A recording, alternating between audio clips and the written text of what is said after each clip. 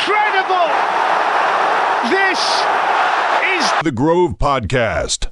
Hello, my name is Tabs and welcome to I've got here in my notes, a wonderful episode 157 of The Grove Podcast. It's a bit less wonderful now, but we'll get to that. Anyway, thank you for listening. I'm sure you're all doing extremely well and celebrating the fact that after yesterday's 3-0 win against Sunderland, Arsenal have secured another season of top-flight football and cannot be relegated. So congratulations to Arteta, the coaches and the boys. Good process.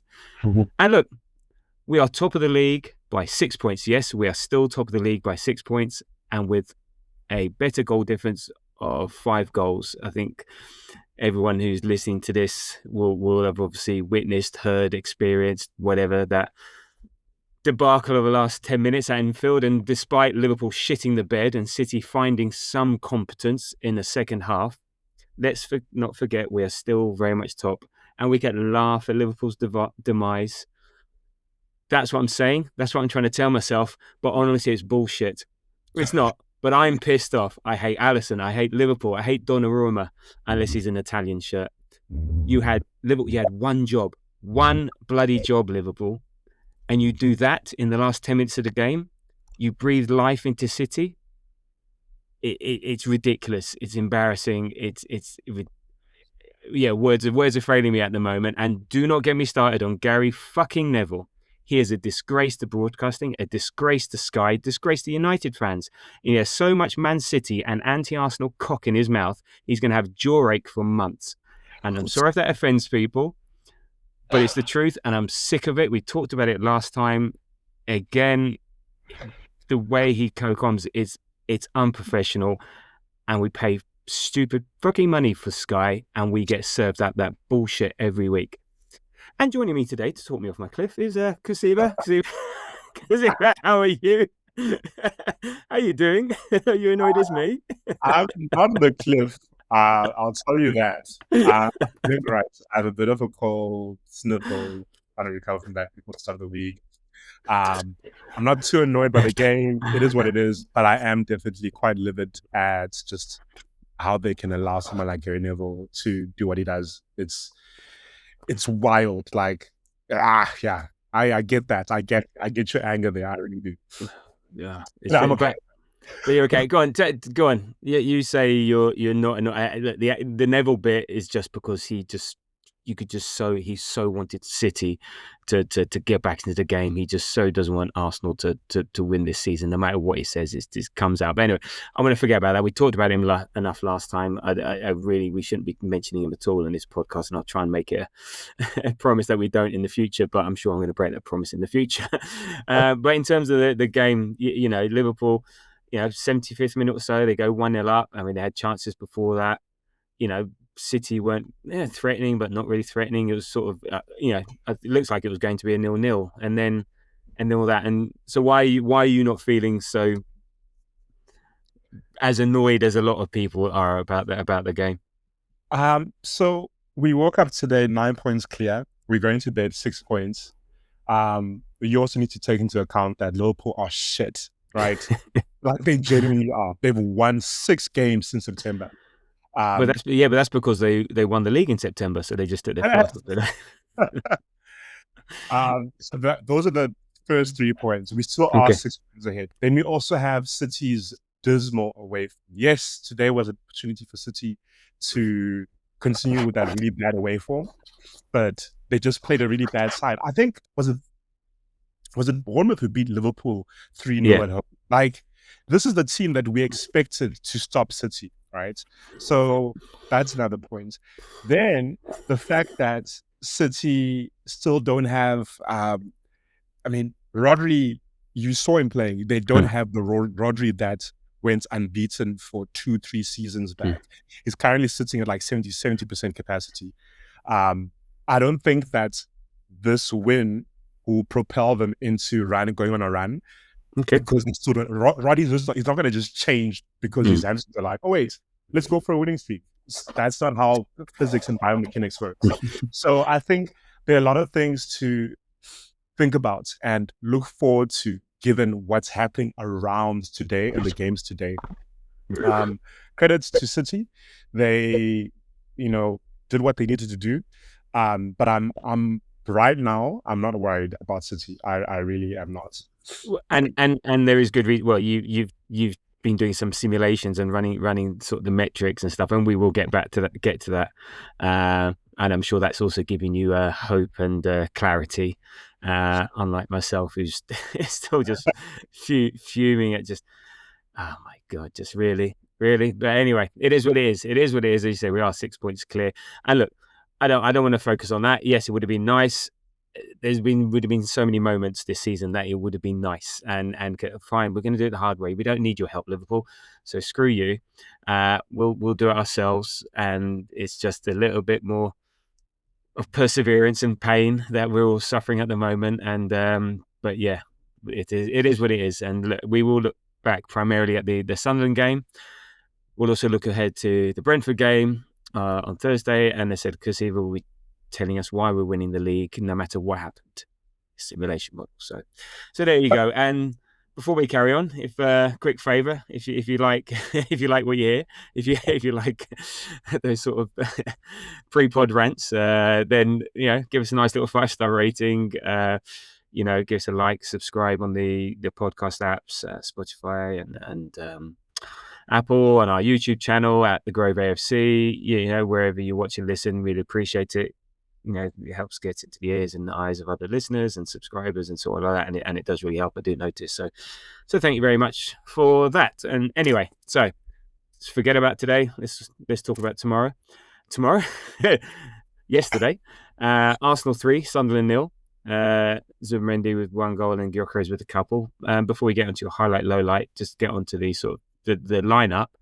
So it was Raya, Timber, Saliba, Gabriel, Calafiori at the back, Zubimendi, Rice, Havertz in the field, and Madueke, Trossard, and Jesus up front. So still no Saka and Odegaard.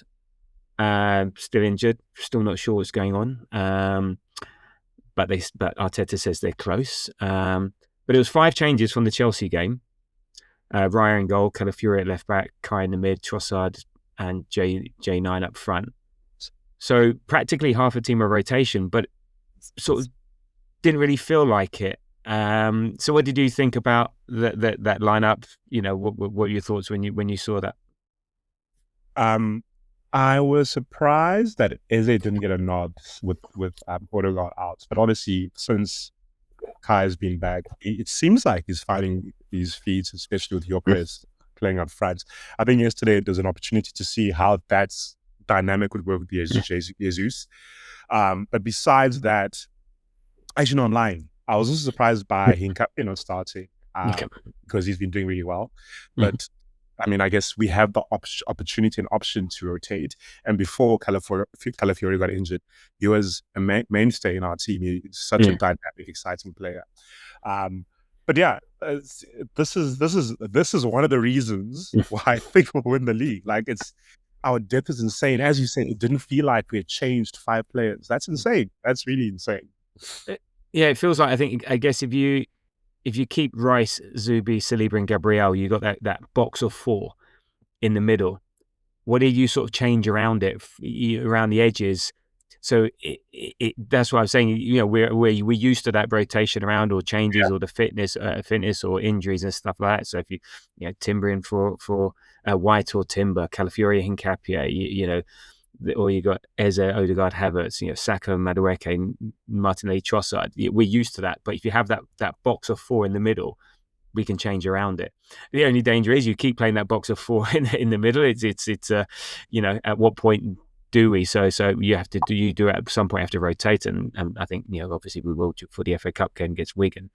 But yeah, it's going to get tougher and tougher to do that, and we need to find moments where we can swap them out. The other thing that seemed noticeable, which was strange given the type of team Sunderland are, was that it seemed like we were, from a size and physicality perspective, but starting with Jesus, starting with Trossard, so it looked like he had these sort of small-sided technical players for a small-sided game, and then we were looking for sort of the more expansive players or the players that can play in large spaces for when the game opened up and so on. So it looked like maybe that was his tactic, sort of like keep it tight, have those technical players, see if we can use them to break open, and then if the game does open up, then Sunderland have to go for it. And it sort of pretty much played out exactly how that was. So that was nice to see. So what was your highlight and low light from yesterday's game? Highlight was Gyökeres topping the 2026 charts top goal scorer. That's always nice, especially after the way it started and how people already had him on the chopping block. Low light, Leo Trossard, possible injury. I don't know if you've read any news around that situation. I don't think I've seen anything yet, but he's arguably been one of our best players this season so far. If he's not scoring, he is trying to find a pass, and he's holding the ball really well. So that's I'm not happy with. That said, the replacement is Martinelli, who assisted the goal. So it's not too bad. But yeah, that's definitely the low light for me. How about you? Yeah. Well, no, in terms of Trossard, there's either. Well, I'm hoping it's cramp. But it's just when he goes down, lies down, he's not putting his leg. But it's one of those ones. If he's cramping the calf, then there's that the archetypal leg up, push the toes down and stuff. But this seemed to be in the hamstring area. But he went to the bench rather than down the tunnel. He did a lot of. He chatted to Arteta, chatted to Heinz, and chatted to AirPod Albert and stuff. And I was trying to read. You couldn't obviously hear what they're saying, but I was trying to read the reactions on all the faces, and they were all just very matter of fact. So it's matter of fact of oh shit versus matter of fact, oh, nothing to worry about. There was no nodded head, there was no nothing. I was like, oh, come on, give me somebody language to I really looked at that when I was sort of rewatching the game. So it was so it was there we go. And as for Gyökeres, you're right. I think that's 5 Premier League goals since the turn of the year. He's scored across all. No Premier League player has scored more goals across all competitions than Gyökeres. So that's 5.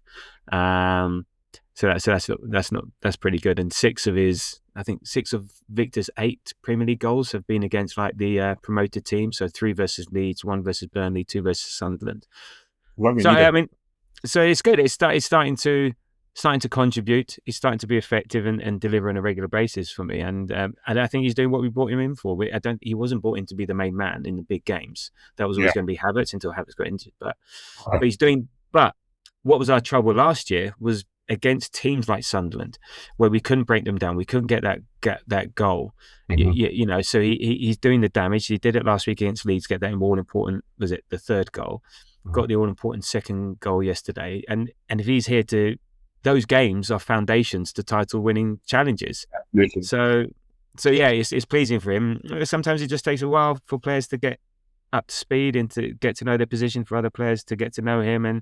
And look, if he goes off on a run, for the rest of the season, fair play to him. And look, he's not aesthetically pleasing. He's a bit clunky around the edges, but if he keeps scoring, who cares? Yeah, that's true. So good for him, and good for him. In terms of my highlight, it was Zubimendi's goal. I really liked it on multiple levels. I think it was really smart. It was a lovely weighted pass from Trossard into the space on the edge of the area, because it was vacated, because you could see 2 players going out to Trossard. Zubimendi lets it run across him, and he hits it so sweetly, sort of curling from outside the post to in. And then in off the post, and perfect shot. It was, and it was that shape of the ball that made when it hit the post, it went inside. So that I think was great, and the timing of it was perfect. Just before half time, we go into half time with a lead, released a bit of pressure, and it meant something to build on. So I really loved that goal, and Zubi's just been tremendous. He's. That's 6 goals he's scored now, 5 in the Prem, and 3 of those have been opening goals. I think Forest at home, Leeds away, Sunderland at home, and getting that opening goal. And if we don't get them through set pieces, is so important. So how did you feel that goal was important, wasn't it? And how do you feel he performed yesterday? Yeah, on the point around goals, it seems like he's now, I think, overshot his most goals in a season for club football, which is incredible. It shows you what happens when you move at Arsenal, guys. But no, he had a very very Zubimendi type game. Did what he needed to do. I think I am a little bit traumatized by some of his back passes because he is our top lead when it comes to errors leading to goals. And it was patient. He was where he was needed at all times. And yeah, topped it off with a really good goal that was needed at the time that we needed to score. And I think I should have said this as a low line too. As much as we won 3-0, we didn't create the chances that we usually create. As Arteta said, and I don't know if you have this in your notes, I'm unhappy with the little that we tried to create through set pieces. So we needed something special, and he gave us something special over and above him just doing what he does best, and that's cleaning up. But yeah, and maybe yesterday was a game there, right? And fine, it forces us to maybe take a few shots from distance because we had 3 in the first half. I mean, you had the Rice one, and I was right behind that. And as soon as it left his foot, I said in, and as it was flying towards goal, I was ready to celebrate. And how did that not go in? That was such an incredible shot. And then Zubi with his shot, and then Havertz as well from the other side. He had a.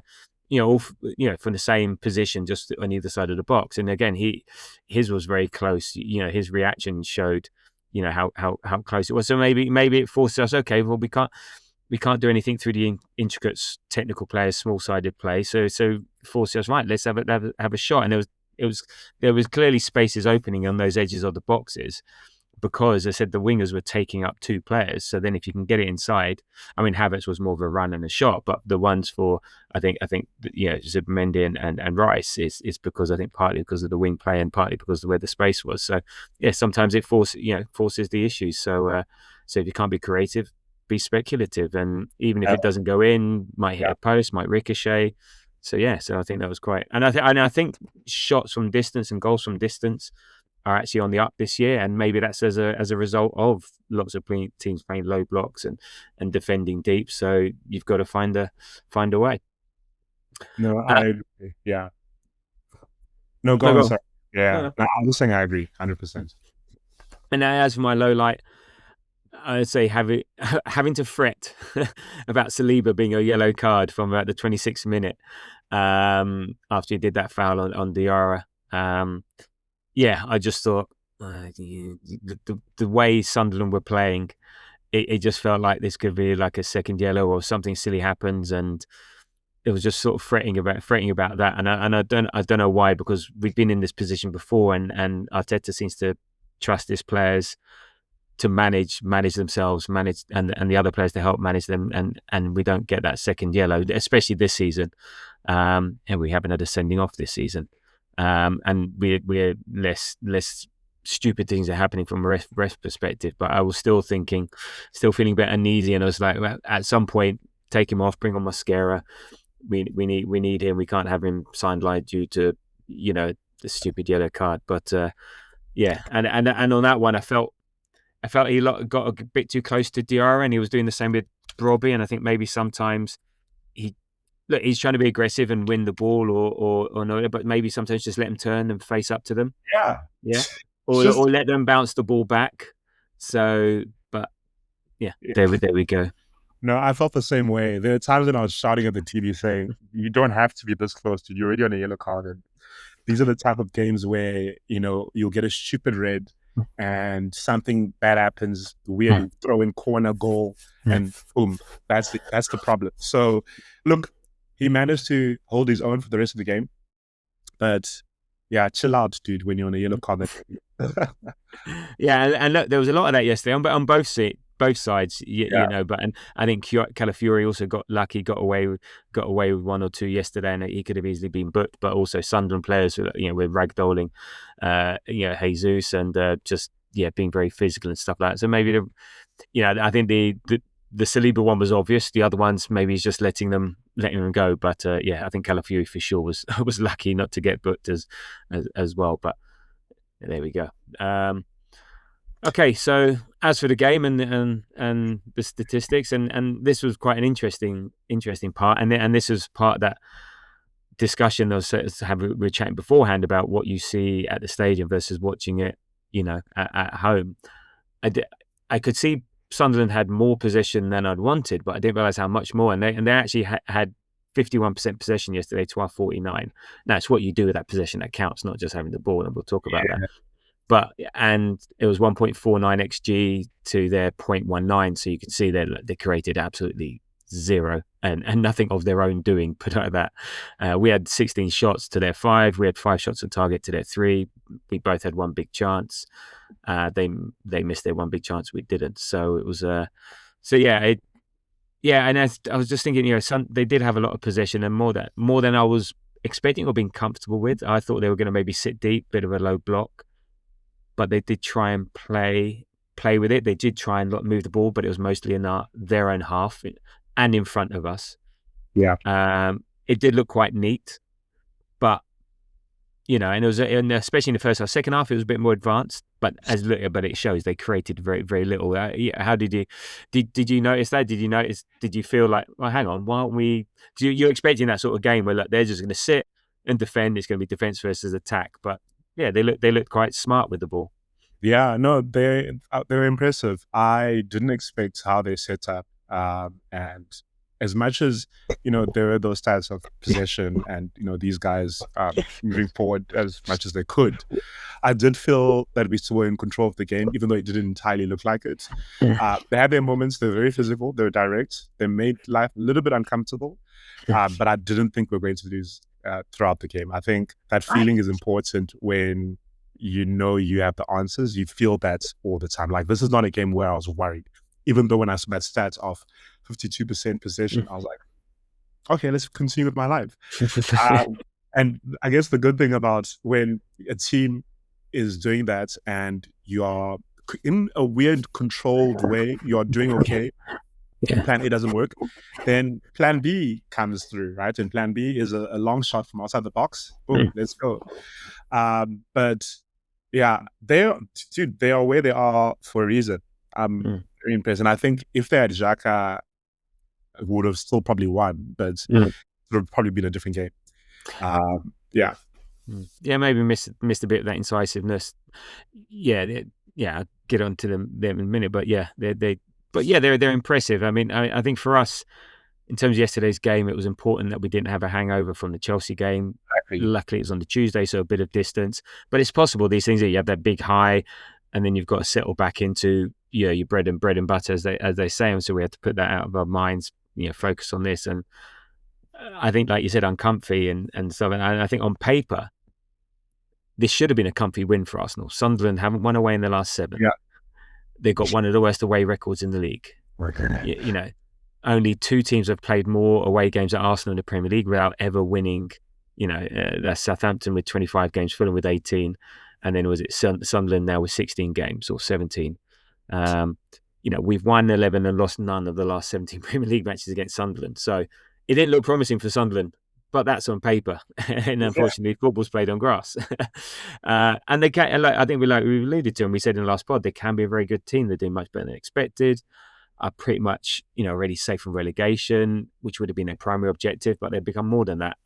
And they made things very uncomfortable. They're direct, physical, they have pace, they know what they're about, they have a clear game plan and style, and they play to their strengths. And as we said, they can play it about a bit. So were you concerned about Sunderland before the game, or was it the fact that, this is not a stadium of light, we're at the Emirates, it's chalk and cheese as far as they're concerned, and even if they do make it uncomfortable, we should run out winners? My prediction was 3-1. I was not concerned about Sunderland. I was not concerned.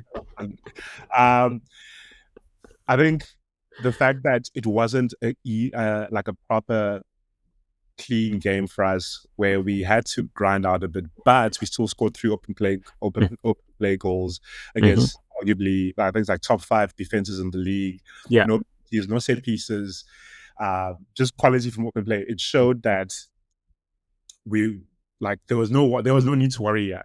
If it was a low block Burnley side that is not trying to do anything crazy, would have probably scored a set piece, and it would have been a bit weird and tricky. But I think I would probably be more scared of the low block than what these guys would do. When a team comes at us, we come at them more. That's just how it is. And they didn't. Yeah, they didn't sit back. They didn't sit back as much as we expected. No. You know, and fair play to them. And they did obviously do 10 men behind the ball at times, and they have to. They're not silly, but they just didn't set out and said, right, we're going to sit here. They did try and create stuff. They did try and maneuver the ball about and try, and try and put pressure onto us. And they had their very clear tactic, of going long and either from open play or when they had free kicks, anywhere in the sort of third way into their own half. If they got a free kick, you'd see it, the goalkeeper would take it, and they'd put everyone on the edge of our box. They had all the big men up there, and they're looking for first ball, second balls, and it's how they scored their goal at the Stadium of Light when it sort of eventually comes to Dan Ballard. So they like to pump it long. I said in open play they're pumping up to Brobby and try and hold on to it, and then play off him. But we handled it. A couple of iffy moments, which we'll get to. But I think there were two things that stood out. Ultimately our quality, our fitness, and options from the bench is what won it in the end, and we won it quite well. And if you look at what happened at the game at the Stadium of Light, we were 2-1 up, but the last 10-15 minutes was crying out to get a forward on, to get someone as a release valve, someone that we could play up to, someone could hold on to the ball, and we had no real options off the bench. We're also towards the end of a long run of play. I think we still had injury to contend with, and we just fatigued out of the game, and actually it was Sunderland that fatigued out of this game, so it's sort of like the contrast between that game and this one, where there they got the equaliser in the last minute. This one we went from 1-0 to 3-0. So just everything was just too much for Sunderland in the end, despite their endeavour. Yeah. So in terms of the first half, as I said, they had the majority of possession. There wasn't a lot of, there was 0.36 XG to 0.12, so there was not a lot going on despite our 9 shots and 2 on target.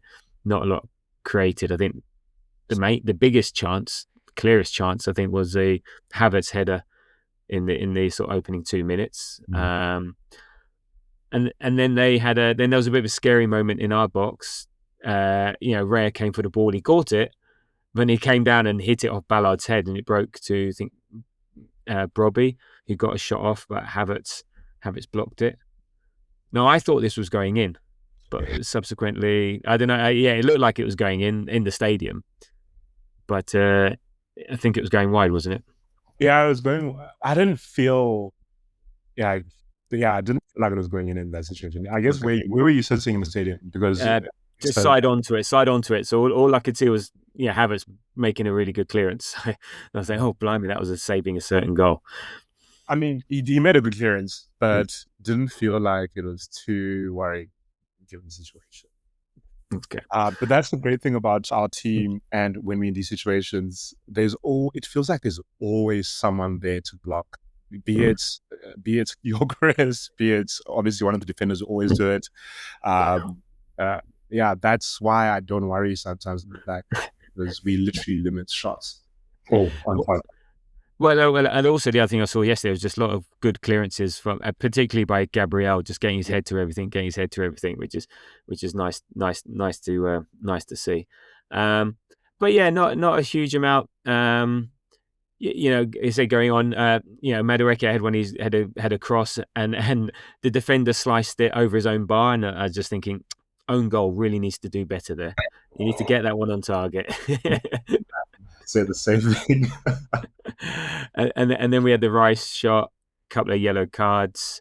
The one tactic they were doing as well, trying to stop Raya from getting the ball out, releasing the ball quick, and eventually, Diarra gets booked for that. Then there was the Brobby yellow when he put his studs down the middle of the shin of Zubi. He only got a yellow. Did you think he deserved more than a yellow for that? Who was our commentator? Was it Gary fucking Neville? No. It was 3:00 on a Sunday, so it would have been one of the interns. So 3:00 on a Saturday. I mean, the reason I say that is because I was like, "What do you mean that's?" Actually, initially he said, "I don't think that's a foul," and I was like, "Bro, can you watch this?" Then he saw the replay, and he said, "Yeah, it's probably a yellow card, but it's a bit soft." And I was like, "Studs up on his shin." I've seen reds given for that. So personally, I've seen reds given for that. But I understand that he was in emotion, he was running. No, it didn't seem malicious, but it's still dangerous in my opinion. Yeah, well, didn't Romero get a red for something earlier in the day for Tottenham against United? I haven't seen that one properly, but that's the one that people are comparing it to. I think it was because he didn't really have much force behind it, so he didn't have the force. It was more brushing down. But again, another one of those orangey cards and so on. So he didn't get it, and there we go. But yes, as you say, we've seen sort of reds for less, shall we say? Yep. And then we get the goal, 43rd minute,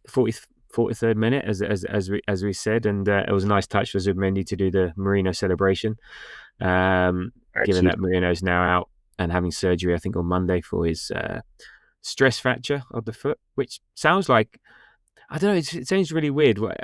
In my experience of operations, sounds like a long time to be out to fix a stress fracture like that. So but maybe could the bones are relatively small and potentially brittle. I don't know, but it just sounds like it seems like quite a long time for a minor surgery, but they know better than me. Yeah. So I don't know if you read what his dad said. His dad said something along the lines of there isn't a lot of research. It's a bit of a weird injury. There isn't a lot of research for those types of injuries.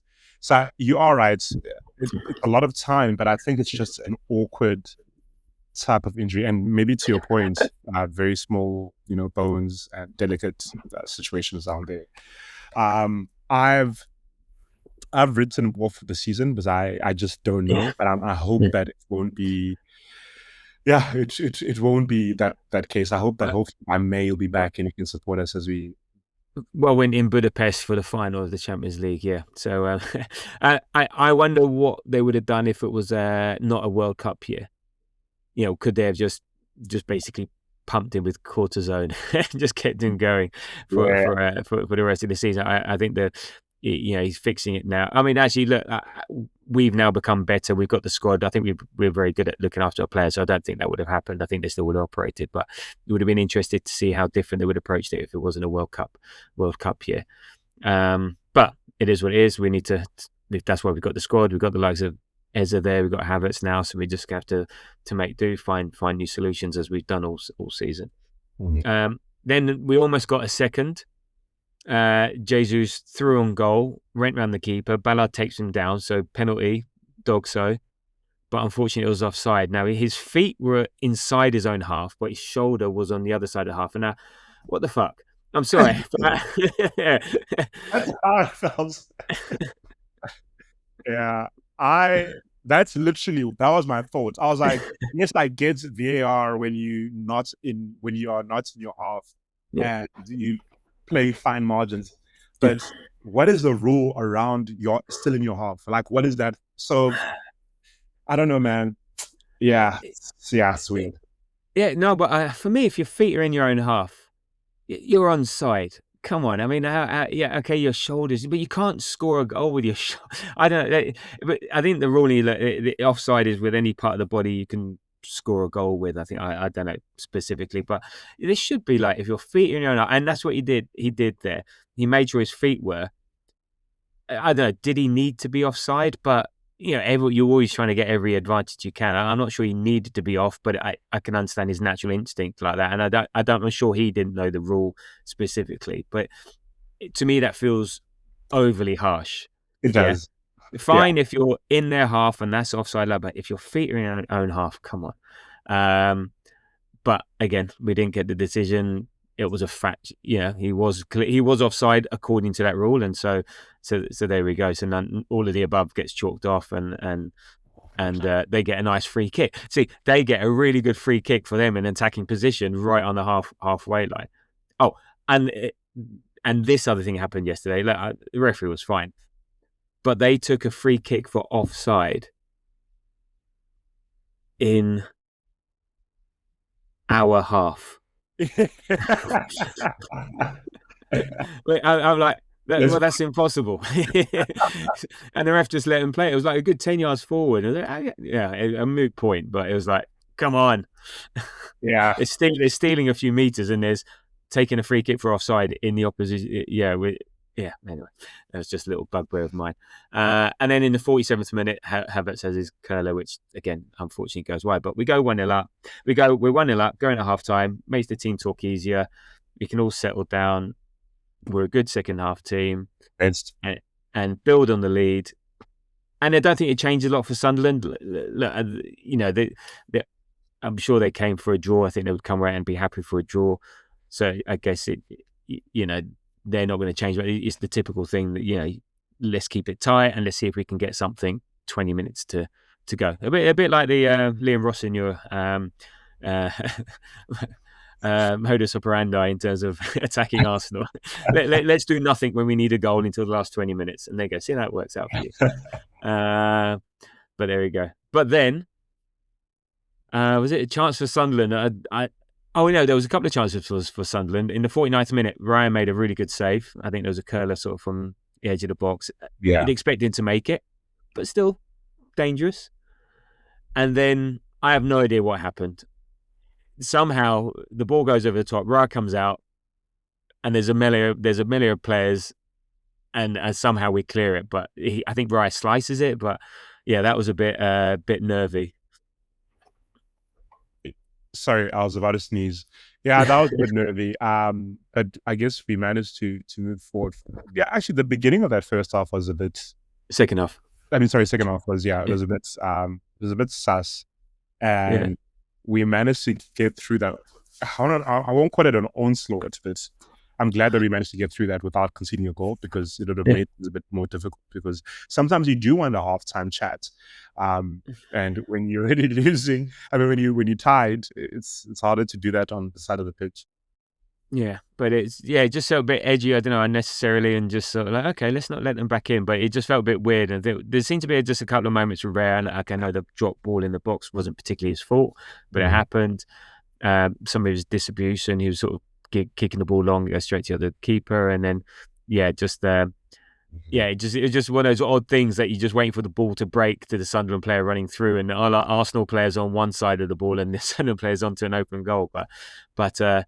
But luckily, it didn't happen, and then the subs came, which made the biggest difference for the day. So Martinelli and Gyökeres come on in the 60th minute for Jesus and Madueke. They'd done their jobs. They'd tired the Sunderland players. Over to you, and then Gyökeres gets his first goal, and this was like Trossard was just tormenting whoever's down there right hand side, just sort of playing with the ball in front of him.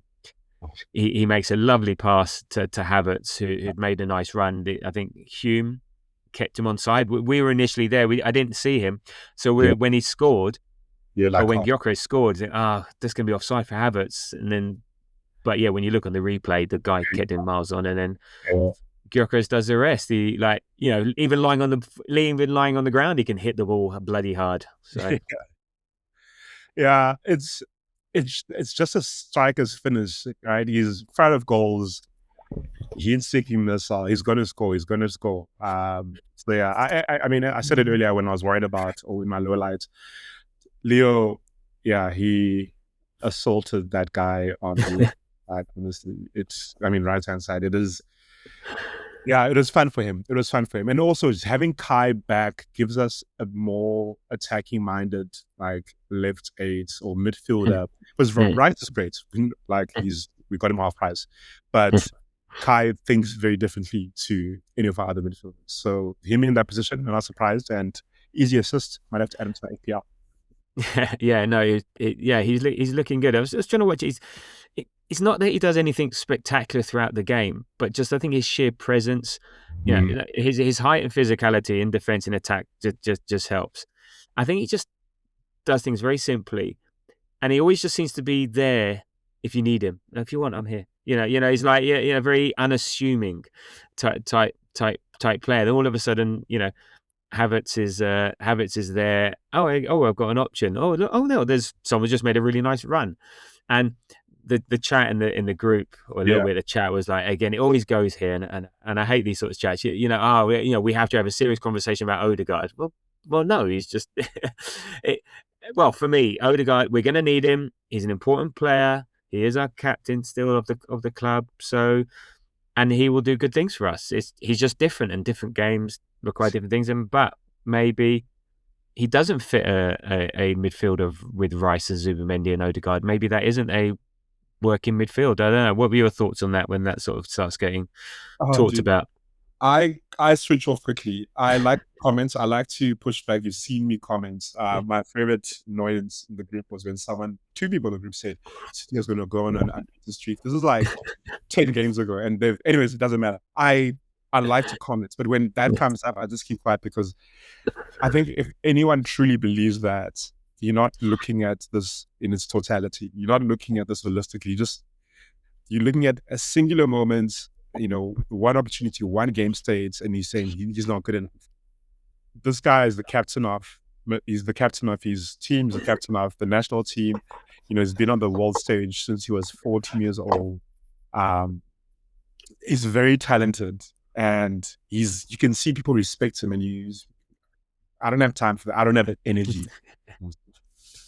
No, I think look, we were when he came on against Leeds, he was superb, and really enjoyed the performance. So yeah, we'll find a role for him. He'll find a role, and teams find themselves throughout the season, and it is really, and teams change, and people get injured, and we'll see. So yeah, we're going to be relying on him. Really enjoy having Odegaard, and we'll see. At the moment, we're having a good time with Havertz. Havertz is not going to play all the games of all the minutes. He'll maybe play up front. So let's just see.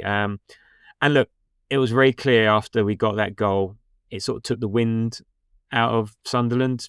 They started to look proper tired after that goal, not the stuffing out them. They didn't have the same energy as before, and our job was to not give them any lifeline, not to give them any energy. And I think we did a pretty good job of just shutting that down. And look, we made a couple more substitutions. Yeah, Calafiori, who I think had a bit of an off game. I think he was a bit rusty after coming back sort of from injury, but it was good to just get some minutes in his leg. Hincapié came on and provided a bit of forward thrust, and then Havertz off again, still managing his minutes. Eza came on, who had a nice little cameo, and then we had a few little chances. Martinelli almost found Rice, who you just would not stop running yesterday. He's just like, all right, chill, relax, man. it's fine. We're winning 2-0. Eza had a shot. Then we had Trossard going off. And Norgard came on, and then the game was winding down. We're thinking, 2-0. I go, oh great, my predictions coming through. Looking nice for the predictions table. But I also said to Simon next to me when 6 minutes came up, like it did against Chelsea, oh great, time to get another. And so we did. Brilliant work from Martinelli on the break. He sort of the ball was sort of released quickly from defence. I think after attacking possession from Sunderland, maybe a cross into the box, and he beats Ronaldo to the ball. Ronaldo was one of those ones, do I go to it, do I not? And he did neither. So Martinelli gets away, and he's charging through, and it was really good for Gyök to stay up with him. So Martinelli, fresh legs, is rapid, and Gyökeres kept up with him, and lovely. And I thought actually Martinelli messed it up initially, but actually it was a perfectly timed pass onside. Second goal for Gyökeres, 3-0 for sure. Game's over. Icing on the cake. Nice for the goal difference. And then they do their funny Gyök on the floor Bane celebration, and Nelly doing his see no evil thing. I love that goal, because when you see Martinelli in that situation, he honestly does not make mistakes. He's so good and controlled when it comes to managing, like, I guess, being the last man, running away and getting an opportunity. So now, as much as his pass is perfectly timed, there was also, Gyökeres also, like, he shimmied, like, paused for a split second. I think that's also a good signing of a good showing of a striker who knows how to stay on side, right? But I'm big fan of Martinelli doing what he did, and with what's his name, with Trossard possibly out, it's good to know that our Champions League top goal scorer is still king.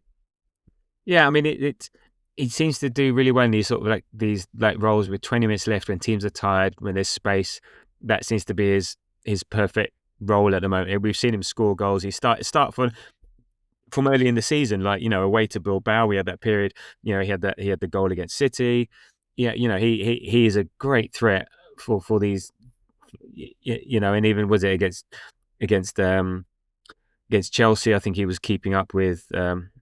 Was it Gyökeres or Martinelli that was keeping up with Havertz for the Chelsea goal? It was Martinelli. So he's a fantastic option to have, and he seems to be perform better in that role. Half an hour to go against tired legs when there's maybe more open space.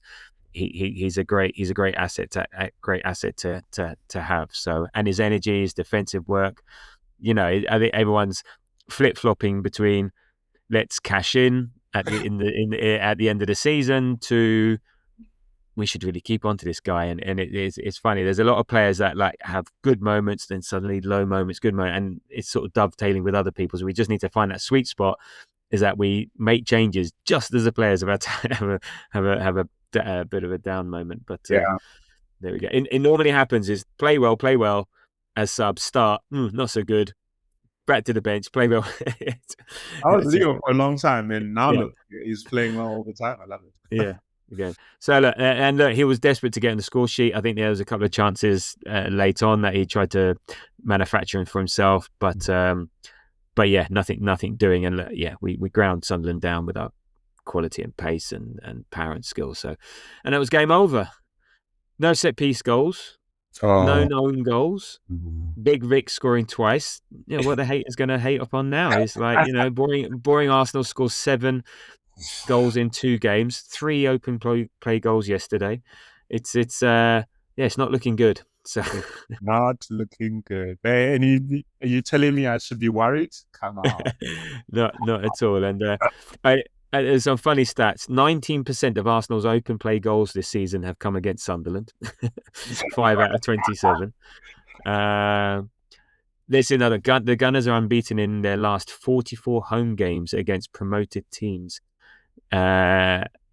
Since defeat by Newcastle in September 2010. So we've won 39, drawn 5, and we've won the last 15 in a row, which is incredible. That's pretty good. And talk about being a second half team. Yeah, we've scored 31 goals in the second half, which is the most, and we've conceded 11, which is the fewest. So yeah, we are a good second half team. We went 9 points clear at the top for about 24 hours. It was the first time since the final day of the 2003-04 title winning campaign. So maybe that's a good omen. And yeah, let's see. And look, Mikel Arteta said on passing the test, he's a very happy afternoon, a really tough game. It's a tough opponent, and they made it really difficult for us. We scored a beautiful goal, the first one with Zubi, and that helped to unlock the game. But you always have the feeling against them that you don't have really a game dominated because they can really break a rhythm. They're really good in what they do, how they make the pitch so big, and they have a really powerful and physical players to hold the ball and to turn your press and then to start to attack you from set pieces or restarts. And then the subs again become critical. The way we finished the game with the players that they came in, it was wonderful to watch. So yeah, he pretty much summarised what we've just been saying over the last 48 minutes, but without having a go at Gary Neville. So any other players that stood out for you yesterday? Any other performances? I mean, you mentioned it earlier, Gabriel. He was just clearing everything. Timber, another day in the office doing what he does. Gyökeres, I don't know if I'm noticing it more now because it's Game Week 26. We've played like 35 games in all comps. He seems a little bit like out of breath, but he was just as busy as usually is. Like, we have such a talented midfield. I'm so excited to see these guys win something shortly. But my big call out has to be Gabriel. I was hoping that with Madueke coming in for Saka, something was going to happen, something special was going to happen. He started very positive, but yeah, it just didn't click. A bit hit and miss yesterday. No, that's right. So I think he always looks knackered, but he just seems to gain more and more energy in the game. I mean, that partnership with Zubimendi is superb. Like, the double pivot, if they do that or whatever it is that they do. Rice was everywhere. He's such a great reading of the game. The energy levels, and also I think even though I think Big G is the captain, he was the one really talking to everyone, telling everyone where to be. He was doing a real job in terms of leadership on the pitch. And look, I'm not having the whole captain debate. I don't get two shits who's captain. You know, he will do it irrespective with wearing an armband or not. But the way he's sort of leading the team, talking to players that you need to be here, you need to come in here, and he was doing a lot of that yesterday. Definitely noticed that. And the partnership with Zubi, who's sort of, Rice is all energies everywhere, and stuff like that. Zubi's calm, secure, controlled. It's got the end product, defensively very good, and so between those two, it's an incredible partnership, and it's long may it continue. So we played 25, scored 49, which is the second best in the league, so not bad for a boring team. Let in 17, so goal difference for plus 32 on 56 points. Man City now played 25 too. They scored 51 by let in 24, so they've got plus 27. So it's 5 goal difference. So in my head, the calculation is that we can lose 2-0 at the Etihad, and we'll still have a better goal difference, and we'll only be 3 points down. So that's my calculating. So, but that's a long way off. And Aston Villa, let's not forget about them. Man United now are the ones somehow. Again, another team finding some competency. They're in 4th on 44 points. Chelsea on 5th on 43. Now Liverpool 6th on 39, the same points as Brentford, and the same goal difference. That's incredible. And they're only 2 points above Everton. 3 against Sunderland, and 5 on Fulham in 10th. So come on then. Tell me why we're winning the lead. What does your Predictatron 2000 suggest? Take me through your simulator. It's predicted on 2006, but 2006, 2026. I'm playing. Before I touch on that, I didn't realize that. So we shouldn't be annoyed. The people who really should be annoyed should be Liverpool fans, because absolutely, they needed the win. Man, Everton 2 points away from them. That is, that's not our problem. That's their problem. So the last few game weeks, started game week 10, the sample size was too small. I built out a Monte Carlo simulation model that basically, Monte Carlo simulations are usually about 1,000 to 10,000 different simulations. So how it works is you have a bunch of different variations and variables. You throw them into this model. It then spits out, different scenarios of what are the chances, given the question you asked, like what are the chances of Arsenal winning the league? I didn't stop at 10,000. I went to 100K because anxiety. And basically what I learned through the last 4 or 5 months is I have a problem. And then apart from that, that's fine. It's fine. Our listeners appreciate your problem. And then also structurally, our system has been really, really good. So we're currently sitting at a 91% chance of winning the league, even after the City win. If you look at the market odds, and that's what makes me so happy about the simulation that I've created. It's pretty closely aligned to what the bookmakers are saying and the Opta analysts, supercomputers saying. So we're sitting at a 91% touch probability, and there's no realistic no realistic scenario where City can go on a 14-game unbeaten streak. And I know people will be like, oh no, City just won today. It's really exciting. They could just wake up like what they've done before. In the last, 20 years, City and Liverpool have had the longest winning streaks. But then the big difference between those winning streaks and what could potentially happen this time, which would definitely not happen, is City had people like KDB, they had people like Kyle Walker, they had people like Julian Alvarez coming off the bench.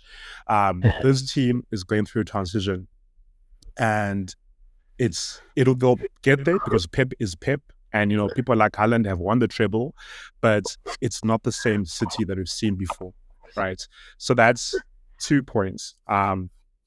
Our structure and our system is effective, and we get through things. Our current XP points, so XP points is the expected points.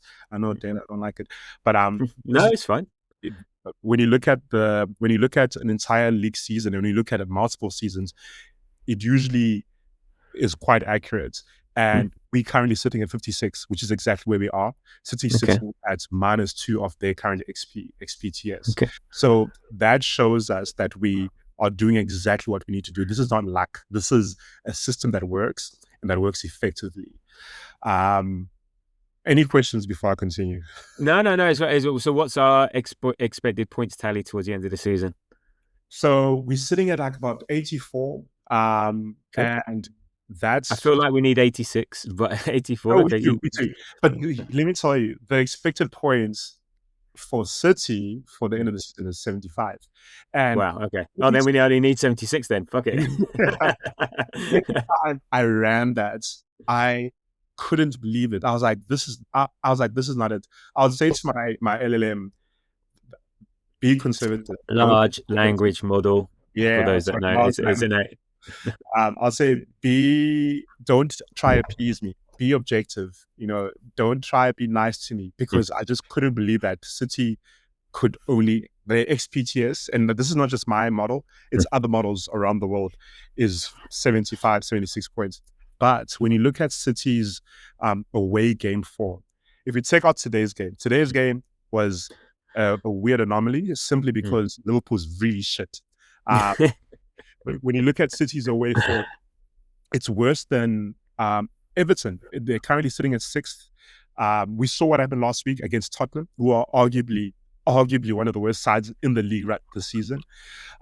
So because of how bad their away form is, the predictions feel like it's not their season, because they're just not consistent enough. They're not very, like, a game like this wouldn't have happened with us, simply because we are controlling the game, right? Next weekend they're playing Fulham at home. They've got a really good home form, but we'll see in that game, if they don't score 3 or 4 goals and win convincingly, there'll be a lot of variance across that entire game, because that's where City is right now. It's just a very random team. That's it. So what are you pumping into the model to give you those numbers, that prediction, that 91% certainty that we're going to win the league? What sort of statistics and metrics are you using? So I've looked at about 35 variables, including our squads, our players' stats. So not just like average goals and assists, but also looking at how they pass, our progressive carries, looking at how we defend. I've also put in VAR and how VAR has affected the season so far. So there've been, I think, 11 wrong VAR calls this season, according to some articles that I've gone through and read. I've also looked at, fatigue. I've looked at how the number of games that both City and Arsenal have will affect them in the later rounds. So the crunch time in April, that's a big thing that you can't ignore. I've also looked at the fact that we're playing City in the Carabao Cup final, on the 22nd of March. That could be a psychological shift. I've looked at the number of teams that have bottled a lead before, since the beginning of the Premier League, which is 1992. I don't know if you guys know this. The worst ever bottle was Newcastle. When they were like 12, 14 points ahead. Well, that was Kevin Keegan. Yeah, we all know about that. Yeah, exactly. So, And on that point, actually, when I did a pattern analysis on the bottling, what I learned was with Arsenal, it's not a matter of, they're just not good enough. It's things that you can quantify. It's things like the squad is just immature. They don't have a big enough squad. Psychologically, they haven't gotten there before.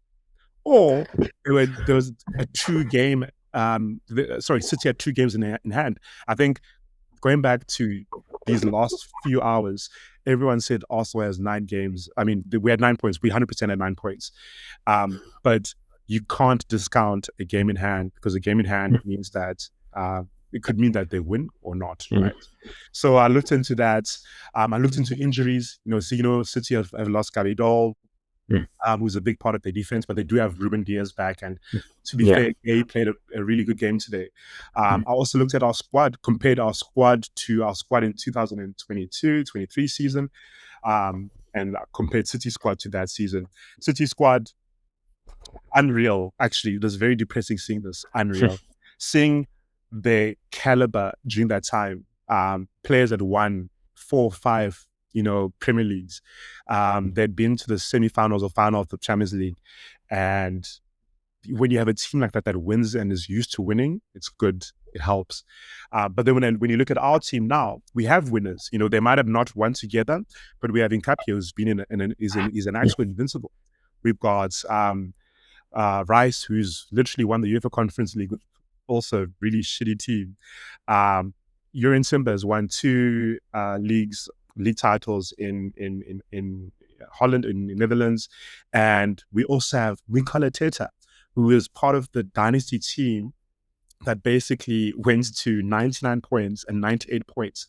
I don't know how people discount the fact that we have a manager who's been part of a system that has dominated the league. Yeah, it's funny. They forget they've got players like, X has been there, Y has been there. Well, Arteta's been there as well. So, He was there. but not as a manager. But obviously he's seen it. So, okay, but then there's a 9% chance we don't win the league. And I guess the one variable. I mean, there are so many variables and intangibles as well. I think the mental aspect of it is the one that it's hard to pump into these. So all the statistics, all the trends, all the data points and stuff like that is being able to, in the heat of the moment, being able to do that. But again, let's see. Again, we're still in a very good position. We could be actually 3 points ahead by Thursday, Jeez. Tabs, on that point though, like you can't, qualitative data that's hard. You can't just quantify the mental aspects. But when you look at it, when you look at your son, right? Shout out to your boy. That 2 years ago he wasn't as mature as he is now, right? Yeah, that's life, and we've seen these guys grow up in this team. We've seen them improve. They are better physically. So mentally, I'd like to assume that they are better. Mentally, some of these guys even have kids now, so they probably look at life differently. So as much as I can't put that into a data point, it is something it is a variable that I said, let me throw this into the system. Did you do strength of schedule for the remainder of the season? Yeah, I did strength of schedule. Made sure that we looked at all the games that we've played, looked at home and away tables, and then Arsenal versus their last 13, 14 games, and then same with City. This game, honestly, even our gamblers were saying this is 100% Liverpool game. I mean, Liverpool win. Remind me that data is not everything. Like football, this is why I do not bet, because it's so relevant. But the fixture list also plays a big part in I guess how this model interprets our 91%. Okay. I think I'm excited. I'm very hopeful. If City does something, I think our system, that actual system of Arsenal, is too good for us to lose out. It won't be City doing something. It'll be us not doing something. Something along the lines, or maybe a combination of both. But I don't want to think about that. Look, 56 points. You're saying 84, so that's 9-10 wins away. Yeah. We can afford. You said in the group the one day we can afford to do 1 or 2 games and draw one and still in the league. Okay.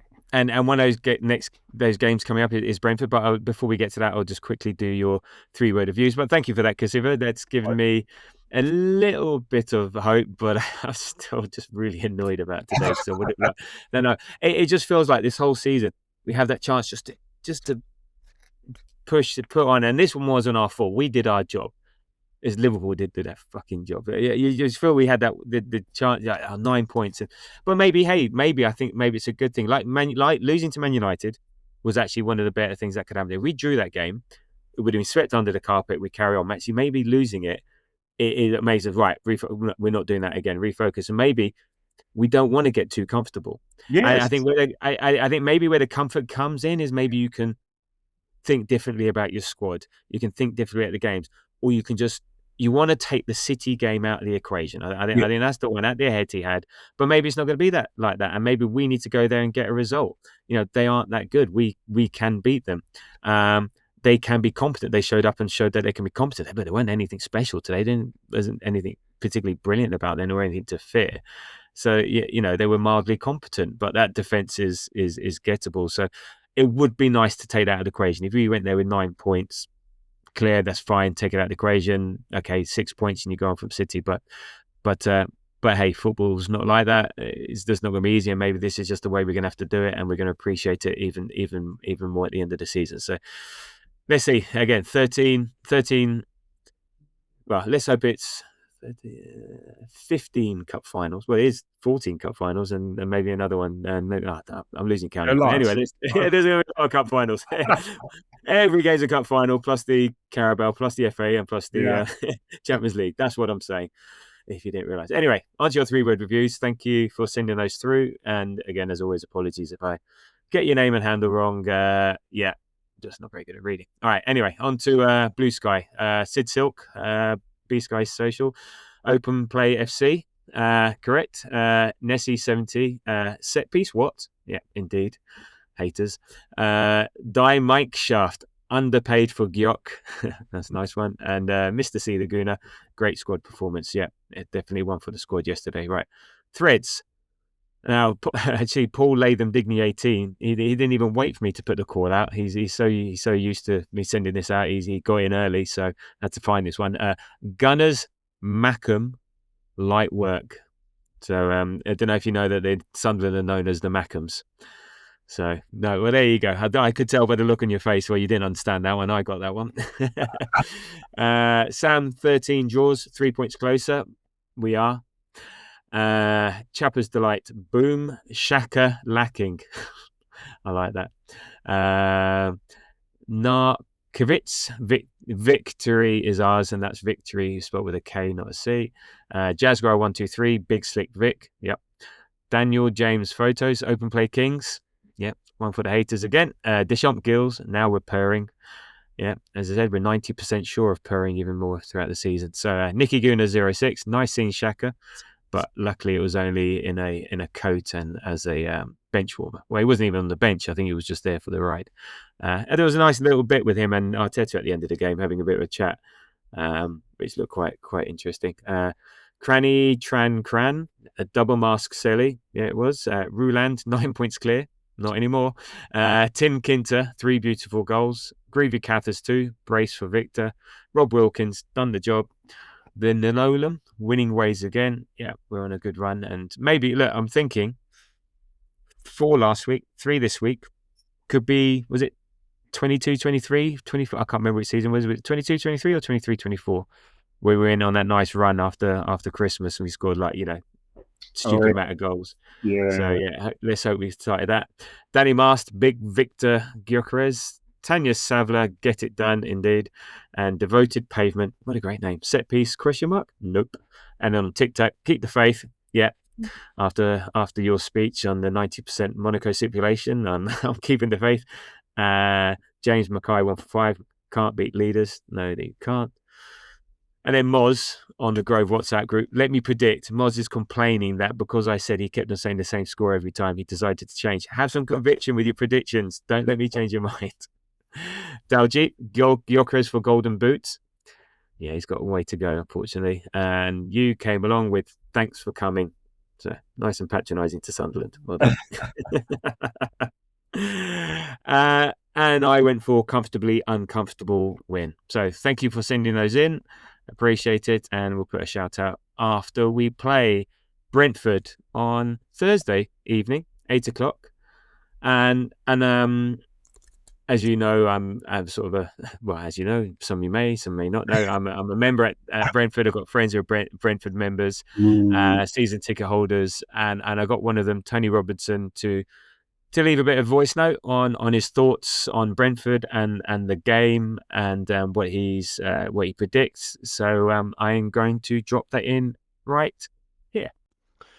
Good evening, Arsenal fans. This is Brentford fan Tony here, invited back to your podcast to give you some thoughts ahead of Thursday night's match against title contenders Arsenal.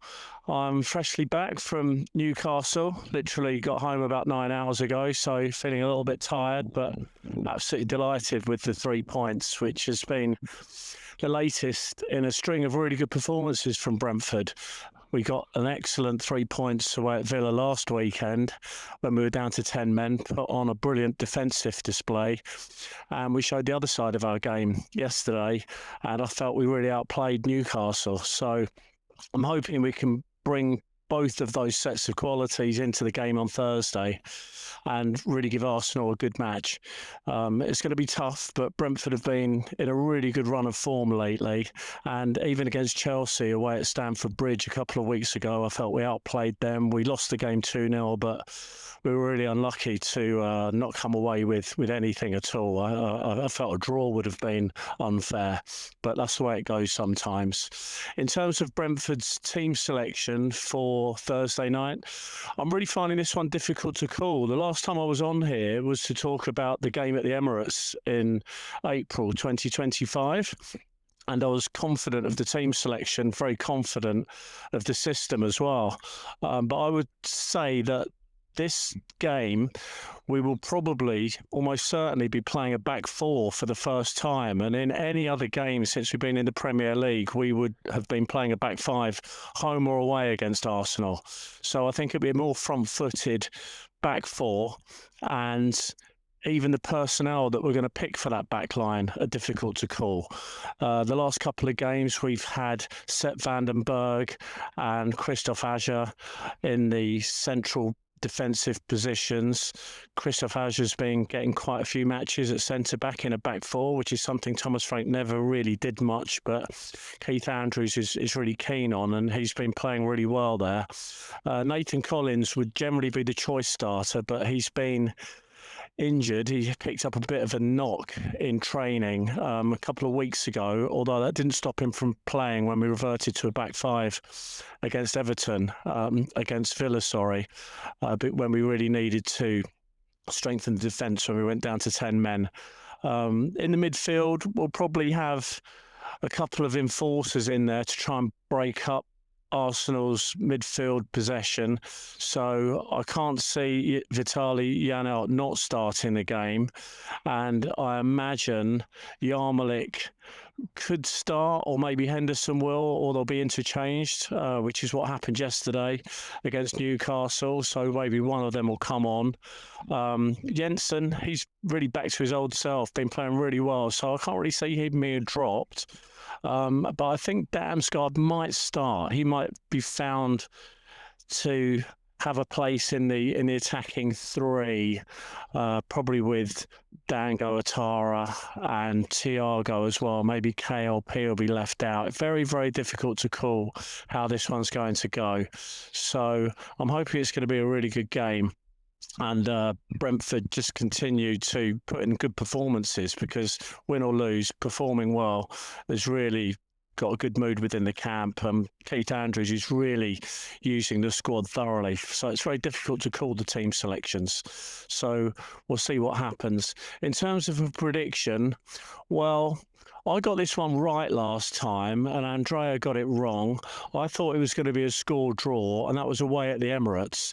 So I don't want to jinx Brentford's good form and be brazen enough to predict a win, although obviously that's what I hope for. But I think I'll go for the same again, a score draw, and we'll see how that turns out. But I hope it's an entertaining game. It should be a great night under the lights. It's a real opportunity for Brentford to further their credentials for a finish towards the top part of the table, and we'll see what happens. So enjoy it, everyone, and I'll see you next time. Thank you. Bye-bye. Okay, thank you, Tony, for that. I appreciate the comments. Very, very sensible. And we had a bit of a chat afterwards on just on the text, and they feel it might be, given their last two results, like, beating Newcastle last night, crazy, and then beating Villa away with 10 men. This one might be seen as a bit of a free hit. They got some expected points, and so maybe they can approach this one differently. He also mentioned that they might change their usual formation, or they might stick with the formation that they usually played with. They've been playing recently with 4 at the back rather than when they face us normally 5. So it'll be interesting to see how that goes. But he's not pessimistic. He's looking forward to an enjoyable game, and I think what will be will be. But for us, it's another big, important, potential difficult game. What are you looking forward to? Not looking forward to as far as the Brentford game on Thursday is concerned?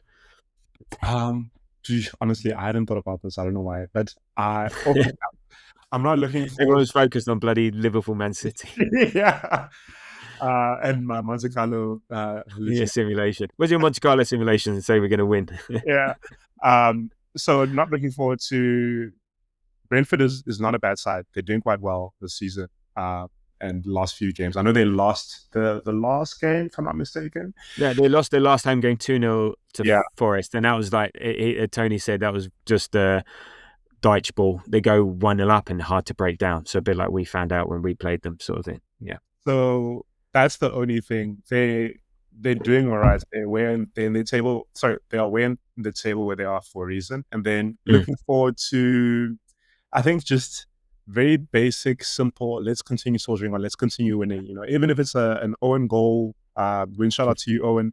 I don't care. Like, people are scared of City run. Let's do the run. Like, let us be that team that goes for a run. Right. So easy peasy. I want to win. That's my looking forward to. And not looking forward to? The fact that Brentford are a good side. Well, I'm looking forward to the fact that this is an odd one. I'm sort of looking forward to. I'll be going undercover, because sitting unfortunately with the Brentford fans, but I'm in the literally next to the Arsenal fans. So I'm looking forward to being there, but it's always an odd experience. I'm going to have to literally sit on my hands for the whole game, humming the Arsenal chants, and not being able to react to anything Arsenal do. And I've done this a couple of times, and it's a very weird experience. You can't engage with the game emotionally and stuff like that. But I want to see it, and look, there's always a good seat and stuff like that. So look, it's fine if you say that again. Do you have an extra ticket? I'll come. No, unfortunately not. I don't. But I'm not looking forward to having to pretend to be happy if and when Brentford scored. Like, you got to stand up. Well done. And oh shucks, we scored another goal last night. Whatever. But yeah, I don't think it's going to be an easy one. So it could be a bit nervy. But last year I think we won 3-1. The year before that we won I think 3-0. So it's not been. Apart from that first game when they came back and we were that Friday night after COVID and everyone's dancing and Neville and Carragher and blah blah blah and look, we were hit by COVID and we had a bit of a raw defence and just wasn't our day, and well done to Brentford for that. But since then, we've been pretty good at their place. So how do you think we're going to approach this game, and what sort of what do you think in terms of the lineup? So I think we'll be starting Gabriel at the back, and we'll keep everyone else the same. The Zubi, Rice, Joe continue pushing what they do, or doing what they do. Are Brentford physical? I know that they are quite direct, but are they a physical? Was it that then I guess dictates if it's Kai or? Well, okay, so they're a big unit at the defense. They've got some big units up there, like Thiago is big and fast, and Altara is big and fast, and they've got some big defenders, maybe Janelt. So no, not physical in the way Sunderland are, but that sort of thing. But they have a bit of physicality, a bit of pace. The way they like to play is direct. They like to play on the counter, get the ball up front quick, turn the other opposition, play out wide. And just break with pace. They may not be the most technically adept team, so it'll be, I'd say, similar-ish to Sunderland. Yeah.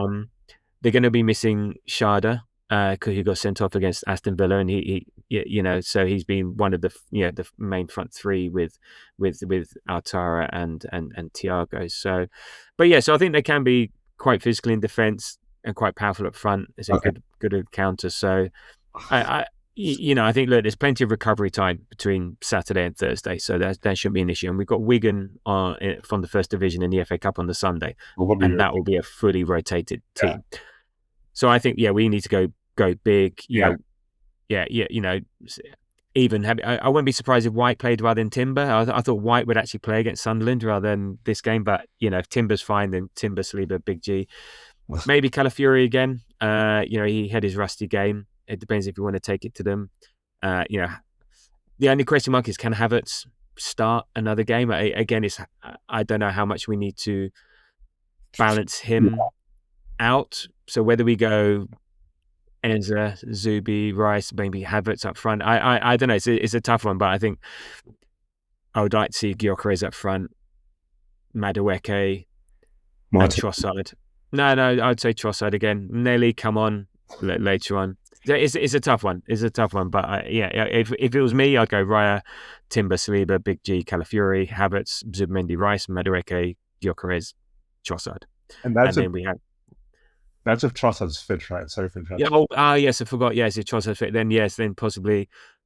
Then I'd like to maybe see Eza there, and again have Nelly on the bench, have Jesus on the bench. Yeah, a lot of it relies on fitness of Trossard, but then we also might have Saka and Odegaard back. We don't know. It's just so hard to tell. But the basic premise is we go strong. Go strong. And look, as you said, Brentford are doing really well under their new manager Keith Andrews. I think a lot of people expected them to struggle when Frank left, Embremo left, Wissa left. Newcastle fans are going, we paid 55 million for Wissa? Bloody hell. But it's Frank who's struggling. But I think it's because they've got a really good coaching system set up. They've got a good structure, good set of players. They keep finding good centre forwards. Thiago's 17 Premier League goals this season already. Incredible. Atara as well. But their home form, played 12, won 7, drew 3, lost 2, scored 23, let in 12. So, fairly, 2-1 there. Away is a bit different. They won 5, lost 8. They haven't drawn any. It's like a lot of these teams. Their away form is a bit shoddy, apart from the last couple of games. They're lying 7th, equal points and goal difference to Liverpool. So I don't know. I mean, one interesting fact is that Brentford have been awarded the most penalties in the Premier League this season, and we've not given away a penalty yet this season. So let's see how that one does. But last 4 games, I said they won the 2 away games, lost at home to Forest. They lost 2-0 to Chelsea, but that's a game they should never have lost. Of course, you'd say that. Yeah, well, no. As in, I remember, Chelsea got away with it. It's not, I remember. I like Brentford. I'm no particular fan of it, but I like them. But and look, we played them in December. We beat them 2-0. They played with a back 5, back 3, but it's like you said, they're going to play with a back 4. So I'm being interested to see how that works out. But Marino scored early in that, about the 10th minute, but then Ryan makes it a really good save at 1-0.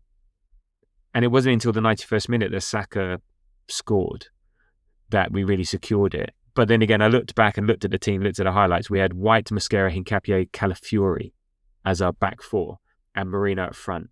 So it was peak injuries. Yeah. So how do you see this one going? What do you fear for? I mean, they've got Macclesfield in the FA Cup on the Monday, so they're going to go big. How do you see this one? Going? So I think we'll win. I think we'll either win. This is shit. I was going to say either win comfortably or not. No, I think we'll win. I think it'll be relatively comfortable. I know that they'll be doing all right, but also let's remember that part of the reason why they lost to Aston Villa is because Aston Villa has been absolutely overshooting their performance, their XG. What's happening to Aston Villa right now is exactly what is expected. Like, they're going to continue dropping. I'm not surprised by that.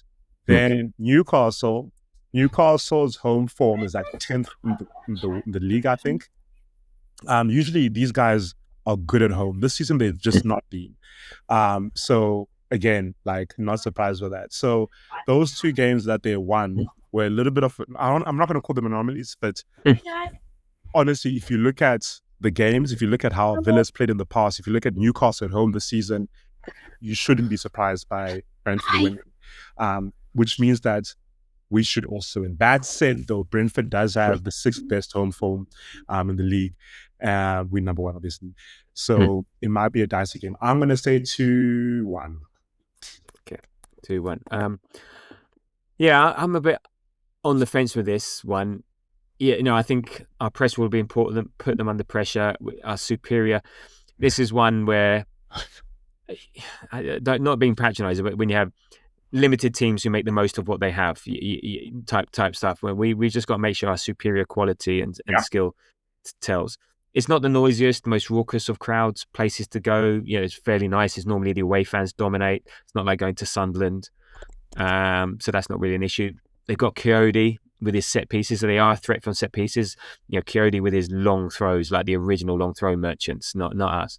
And they don't really score direct from set pieces as much, but there's secondary and tertiary goals and balls and shots from that. So that's always a threat. So and look, our record, since 2018.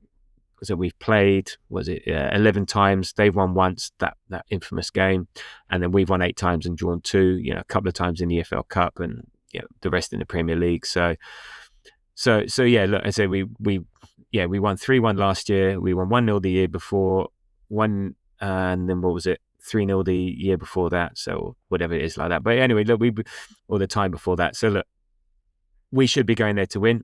We're going to need to win. It's likely that we'll be 3 points in the lead, so we just got to make sure that we keep the 6 points. I'm going 2-1, but I wouldn't be surprised if it ended a draw, 1-1 or something like that. But I'm not going to predict that, but it wouldn't surprise me. So I'm going like you, 2-1. And there we go. But again, I'll take a shitty, boring, crappy 1-0. Who cares? Type stuff. But let's see. Let's go and be professional. Let's just get in, do the job, get out. And there we go. All right. Well, for those that don't know, Kuziva's been suffering with a bit of a cold throughout. So thank you for battling through that and going top up on the limb sip. It's always good chatting. Always good going through our therapy session. I'm still not sure if I've been taken off the cliff yet, but I feel a bit better. But that may be time. But I don't think I'll be watching Match of the Day this evening. Put it like that. I think I'll be tuning into the Super Bowl and falling asleep after that instead. Okay, so look, you can, and even then, I'm not that fussed about the Patriots or the Seahawks. Anyway, so look, you can follow us on Threads, Blue Sky, TikTok, Instagram, YouTube channel at The Grove AFC. We're on the podcast apps, but you know that because you're listening to this or watching this in some form or another. But whilst you're there, please give us a like, give us a subscribe, give us a nice little comment and a rating. That always helps, and it's always appreciated and always noticed. And our next show will be a very quick turnaround after the Brentford game and before we play Wigan in the FA Cup. So keep an eye out for that. So again, thank you for joining me this evening. Thank you for listening. Thank you for being here. And until the next time, fuck you, Liverpool. Jesus Christ. You had one fucking job. And you, Gary Neville, get in the bin. Until the next time, come on you Gunners.